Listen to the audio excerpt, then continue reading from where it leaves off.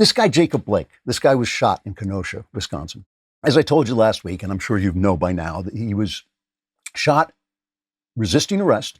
He was a guy who had an open warrant on him for sexual molestation. This woman who said he had been abusing he had been abusing her for years, said she woke up, she had her child in bed with her, she woke up and he was standing over her. He digitally raped her, sniffed his fingers and said, "You smell like you've been with other men."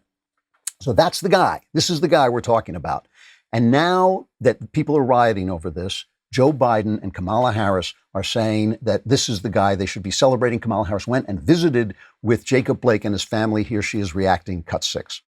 Senator, how was your meeting with the family today? Really wonderful. I mean, they're an incredible family, and what they've endured, and they just do it with such dignity and grace. And, you know, they're carrying the weight of a lot of voices on their shoulders. And what was the message that you shared with him? Thank you. Let's have her tour. Just to express concern for their, well-being, and of course for their brother and their son's well-being, and to let them know that they have support. So Blake's family attorney, Ben Crump, said there was a moving moment when Blake told Harris that he was proud of her, and Harris said she was also proud of him. She was proud of Jacob Blake and how he is working through his pain. Okay, so did she talk to the victim? Did she call the victim? Did anybody say, how was it when this guy came in and digitally raped you? Did anybody say, I'm proud of you for getting through? This is the thing. They're calling evil good and good evil.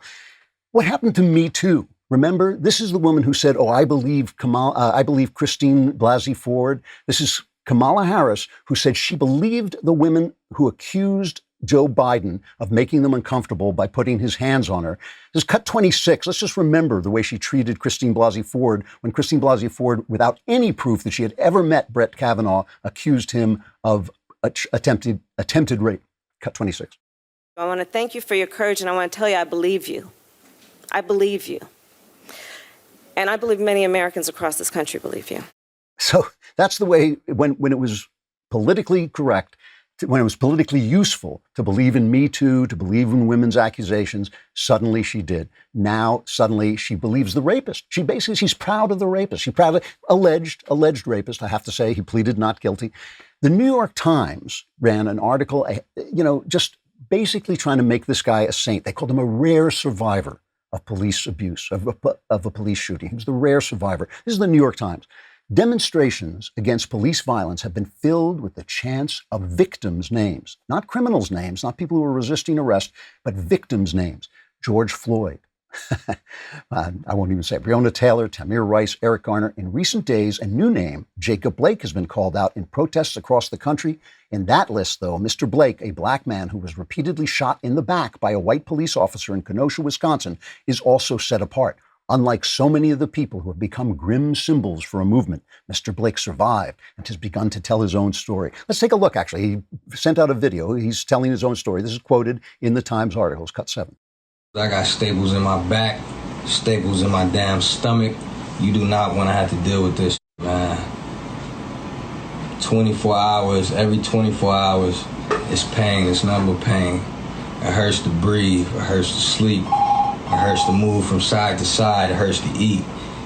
Please, I'm telling you, change our lives out there. We can stick together, make some money, make everything easier for our people out here, man, because there's so much time that has been wasted. Now, it sounds to me like he regrets his life a little. That's what it sounds like to me. It sounds to me saying go out and make some money, get a job, play the game by the rules. That's what it sounds like to me. But reading the New York Times, you'd never know why he's saying this stuff. So then they tell you the story.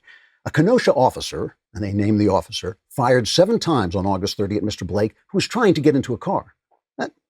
That's why, the poor man was just trying to get into a car. It wasn't that the woman who had previously accused him of rape and previously had accused him of abusing her for years had called 911 saying the guy was violating a restraining order in his house. That's what happened, right? That's what happened. The cops came. He resisted arrest. They said he had a knife. I'm not sure yet whether the guy had the knife in the hand or was reaching for it in the car, but he reached in to the car and the police opened fire. But if you read the New York Times, he was just getting into his car while black. That's all it was. He was just trying to get into his car while black.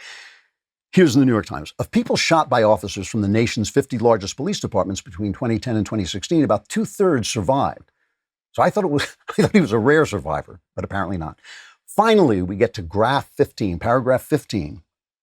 By video conference from his hospital bed, Mr. Blake pleaded not guilty on Friday to 3 domestic charges against him, including a sexual assault count.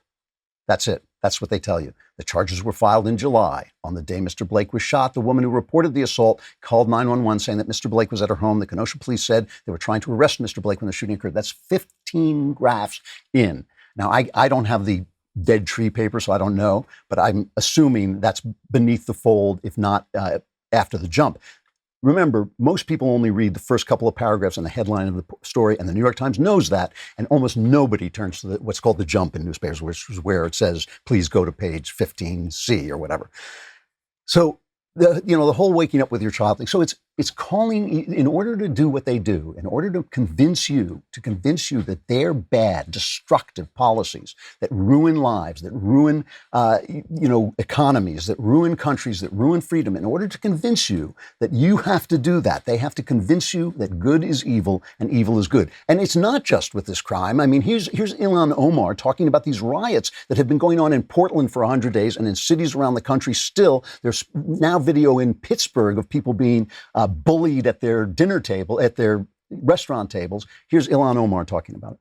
We are in the midst of an ongoing uprising over centuries of racial neglect and oppression.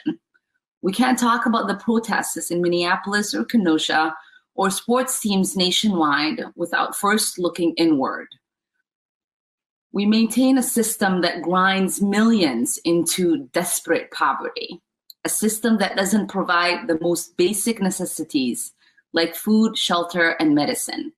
So this woman is a terrible person. This is a woman who fled Somalia, was in a refugee camp in Kenya for 4 years, until the U.S. rescued her. The ingratitude is absolutely stunning. It is absolutely stunning. But again, calling evil good and good evil. I mean, that's essentially what she's doing. She's telling you that this is an uprising. It's an uprising in this country that grinds people into poverty. It doesn't just let them fall into poverty. It grinds them into poverty. This is amazing stuff. It's an amazing distortion of reality, but it is that distortion talked about in the Bible where they call evil good and good evil.